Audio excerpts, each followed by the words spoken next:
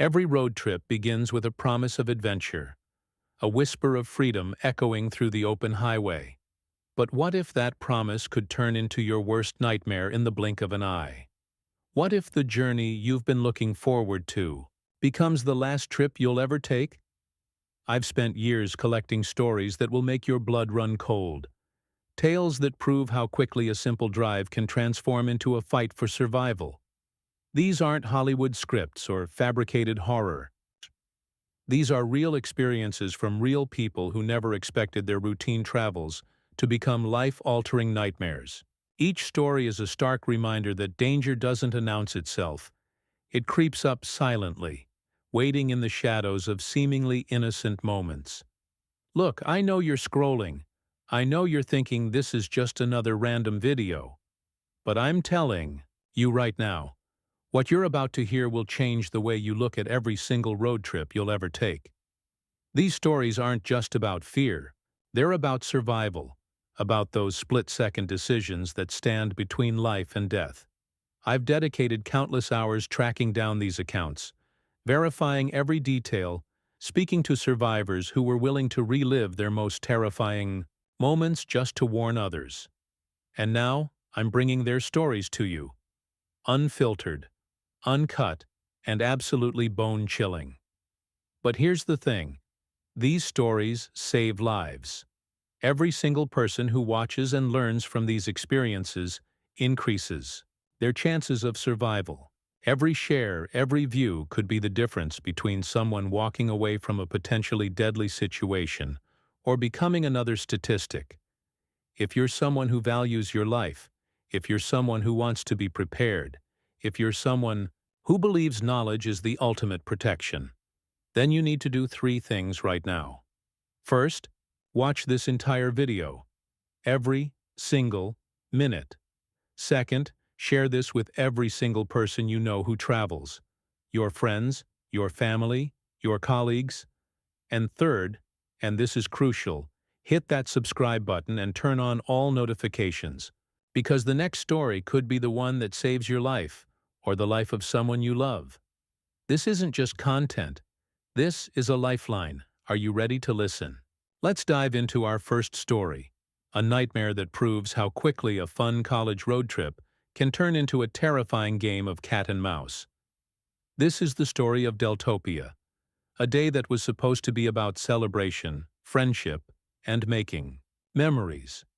Instead, it became a chilling encounter with a predator who would stop at nothing to terrorize a group of friends.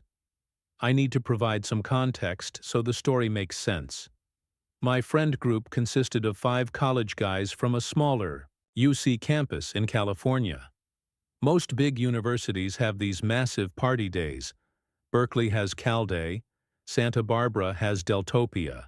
It's essentially a crazy all-day celebration where students from all over converge on one campus.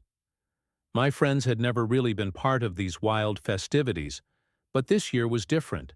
It was their senior year, and they decided to throw caution to the wind and experience Deltopia. The group consisted of Hunter, who was driving, along with Damon, Benjamin, and Armin.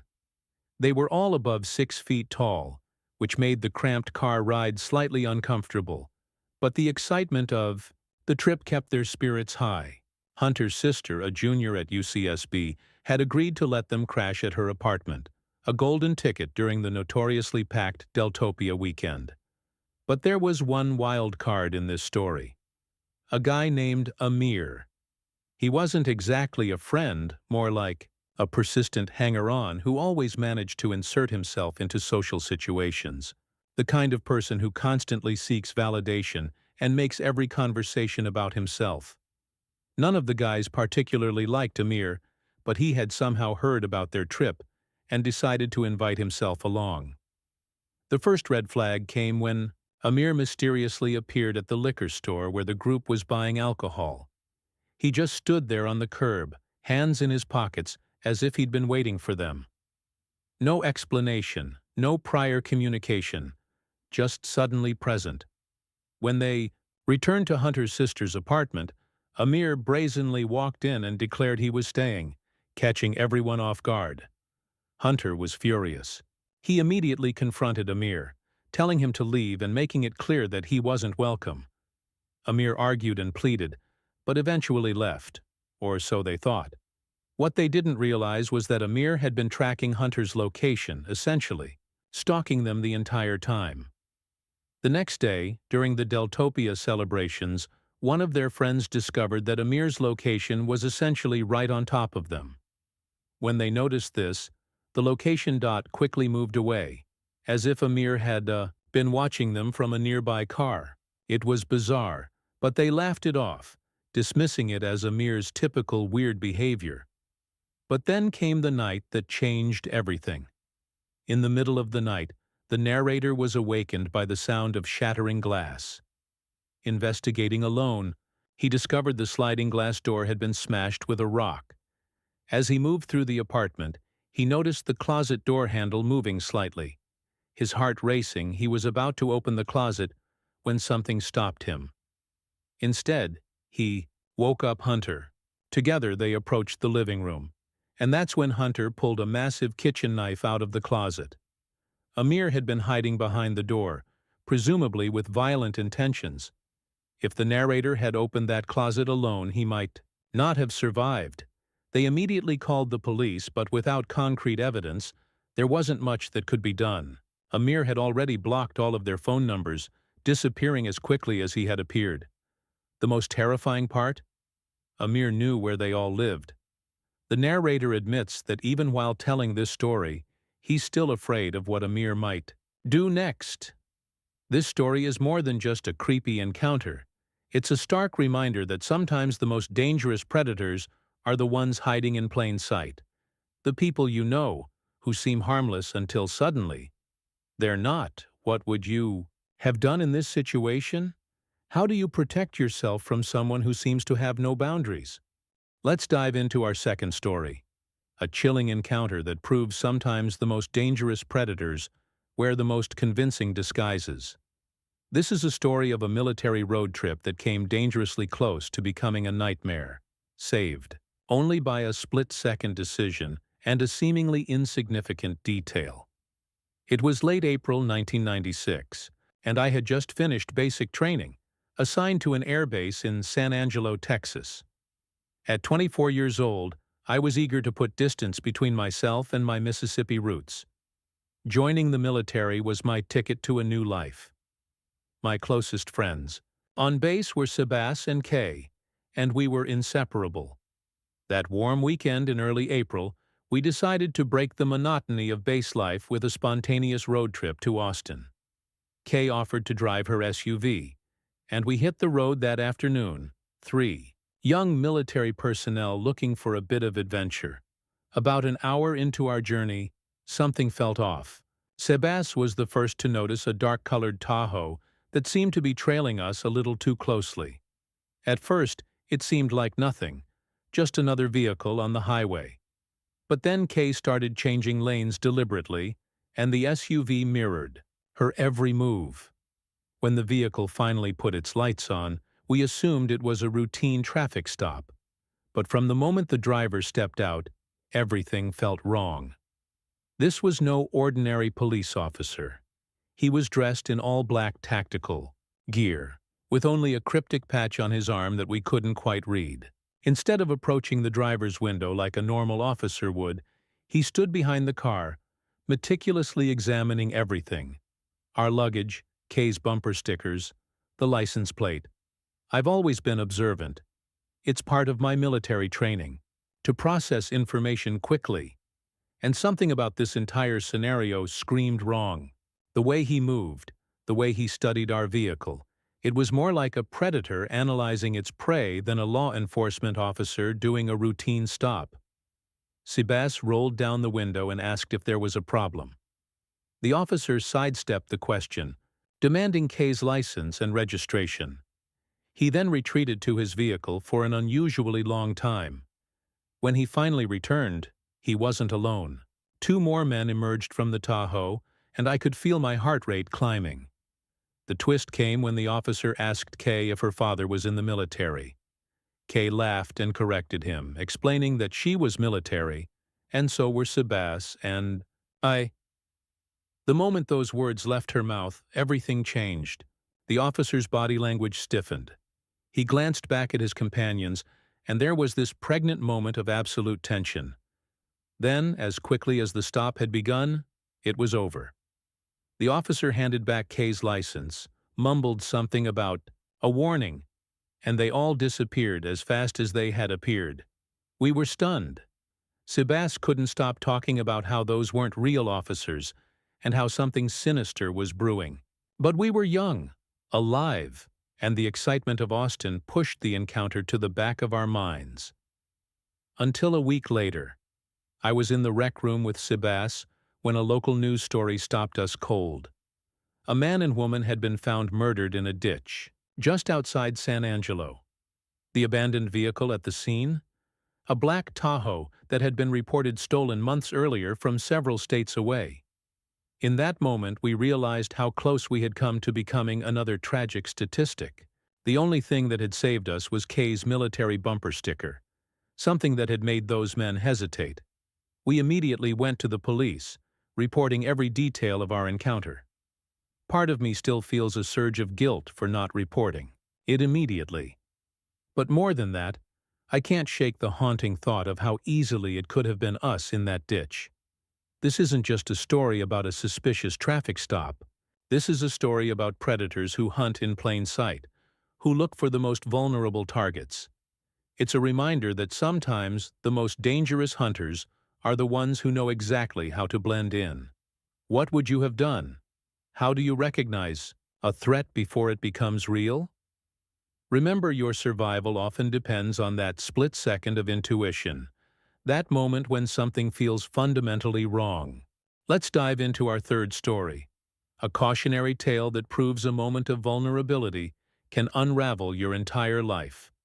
This is a story about a solo road trip that turned into a calculated assault that would haunt its victim for months, if not years to come. About 10 years ago, I embarked on what should have been a simple road trip from West Paterson, New Jersey to Fort Worth, Texas. It was a journey to visit my parents, a trip long overdue, as I'd moved away years earlier and hadn't been back much since. The anticipation of seeing family kept my spirits high as I drove through the vast, seemingly endless landscapes of Middle America. Somewhere in the middle of nowhere, maybe Arkansas, maybe the edge of Oklahoma, my car began to act up. At first, I tried to ignore it, hoping the issue would magically resolve itself. But soon I had no choice but to pull over. The surroundings were desolate. Nothing but trees, open fields, and a long, empty road behind me. I popped the hood, pretending to know what I was doing, killing time while secretly dreading the thought of calling AIA and getting charged an arm and a leg. A few minutes later, a nondescript white pickup truck pulled up behind me. The driver was a man in his mid-30s, worn down in a way that made him seem older.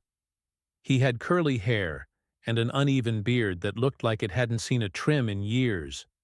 Interestingly, he looked almost like an older version of me. Same build, same height, same hair color, just less well-groomed. He approached slowly, giving my car a once-over. Before I could even speak, he was already leaning over the engine, assuming I needed help. He claimed to be a mechanic and started examining the car with what seemed like genuine expertise. When he muttered something about needing a compression tester and suggested his mechanic friend might bring one over, I had no reason to be suspicious. Then came the moment that would change everything. He asked to borrow my phone, explaining his was dead. Without a second thought, I handed it over. In almost the same motion, he pulled out a gun. The entire interaction was surreally calm, as if we were going through some practiced routine. He had me sit on the shoulder, rifled through my pockets, took my wallet and backpack, and even had me show him the password to my phone. And just like that, he was gone. I was livid, more angry than I'd ever been in my life, but I had no idea that the robbery was just the beginning of my nightmare. 6 months later, the real horror began. It started with a letter from a bank I didn't recognize, thanking me for opening a new line of credit. I thought it was junk mail at first. Then came another letter from Best Buy, showing a credit card I'd supposedly opened with over $1,000 in charges from a random town in Tennessee. That's when it hit me. My Social Security card had been in my wallet when I was robbed. The man now had everything he needed to become me. The next month was a living hell. My credit report became a disaster zone. Hard inquiries, new cards, balances I never spent. It felt like every day brought a new nightmare. I filed reports with the FTC, placed fraud alerts on all credit bureaus, and even froze my credit. I went to the police, called local departments, did everything by the book. But it wasn't enough. Things escalated quickly. My health insurance provider called to inform me that someone had received emergency care under my name at a hospital in Georgia. These weren't just billing issues. These were records that could potentially destroy my entire life. That's when I decided to take matters into my own hands. I transformed my entire lifestyle, spending every free moment trying to track down the perpetrator. I set up Google alerts for my name, constantly checked my credit report, scanned forums, and dug through social media. One night, on a whim, I started checking Craigslist, focusing on cities tied to the fraud. And then, a breakthrough. Listing in Jackson, Tennessee caught my eye. The used power tools and miscellaneous items perfectly matched the charges on the stolen Best Buy card. I responded to the listing carefully, not wanting to spook the seller. Instead of confronting him directly, I contacted the local police department and provided them with all the information. The next day, the seller revealed he was driving a red pickup truck. The police tracked him down, and during a pursuit he lost control and crashed into a ditch.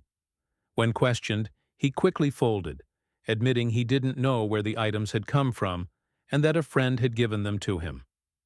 The truth was even more shocking. It wasn't just one person.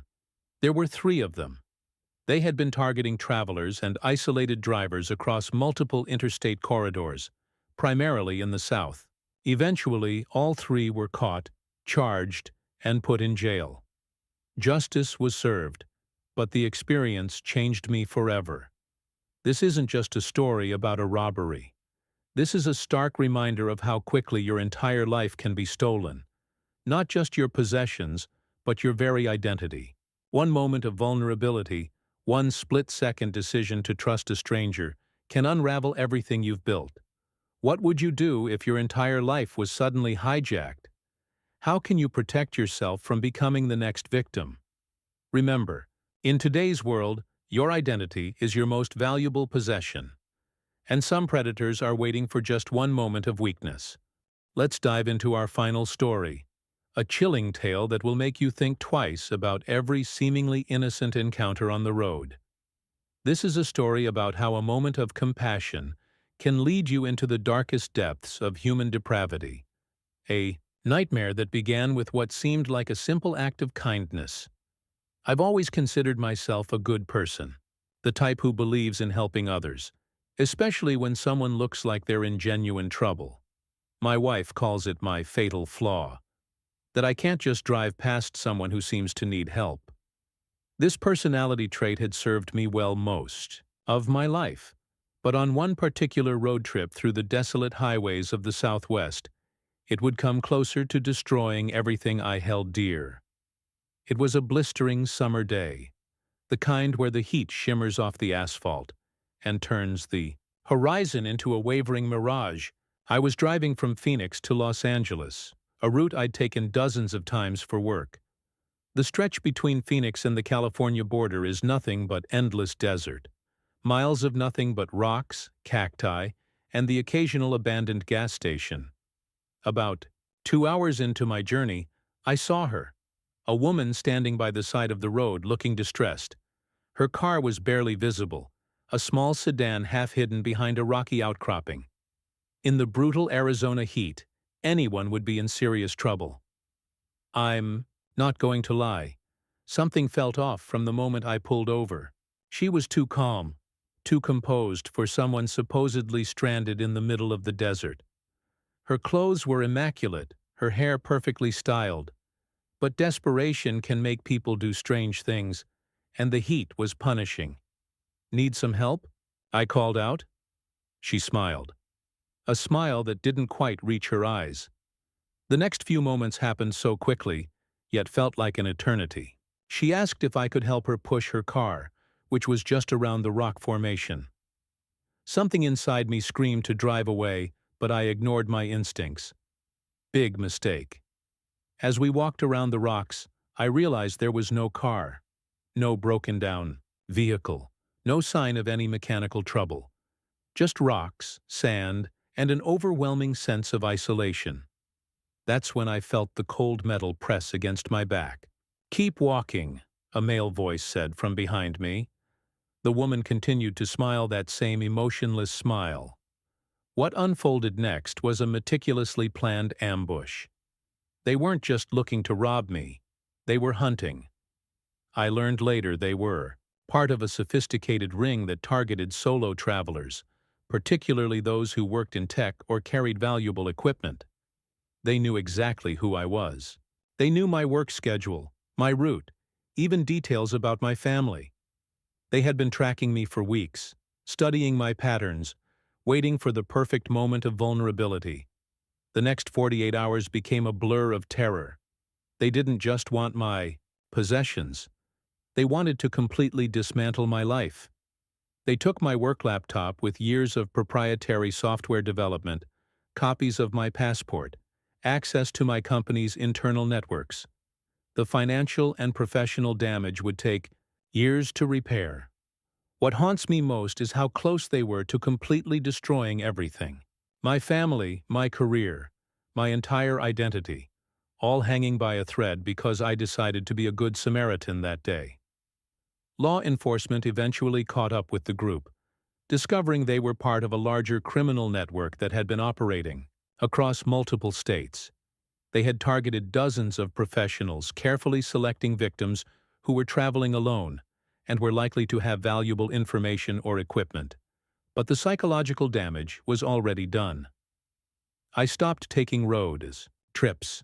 I stopped trusting strangers. Every hitchhiker, every person looking like they need help, became a potential threat. This isn't just a story about a road trip gone wrong. This is a warning about the predators who hunt in plain sight, who use our humanity, our compassion against us. They know that good people will stop to help, and they're waiting. What would you do if your moment of kindness became your greatest vulnerability? How do you balance human compassion with personal safety? Remember, sometimes the most dangerous predators are the ones who know exactly how to appear helpless. You've just heard 4 spine-chilling stories that prove one terrifying truth. The road can become your worst nightmare in an instant. But here's the real question. Are you going to learn from these stories or become another statistic? Look, I'm not just talking to you. I'm talking to every single person who values their life, their safety, their future. These aren't just stories. These are warning signals. Verified fears exists for one reason, and one reason only: to keep you alive. Every single video I create is a lifeline, a blueprint for survival in a world that's become increasingly unpredictable and dangerous. But here's the brutal truth. A lifeline only works if you're connected to it. Right now, 90% of you watching have not subscribed to this channel. Let that sink in. 90% of you are willing to consume this life-saving content without taking the most basic step to ensure you never miss a crucial survival tip. Subscribe now. But I'm not asking you to just hit that subscribe button. I want you to treat this as a mission. Subscribe with notifications on. Every second could save your life.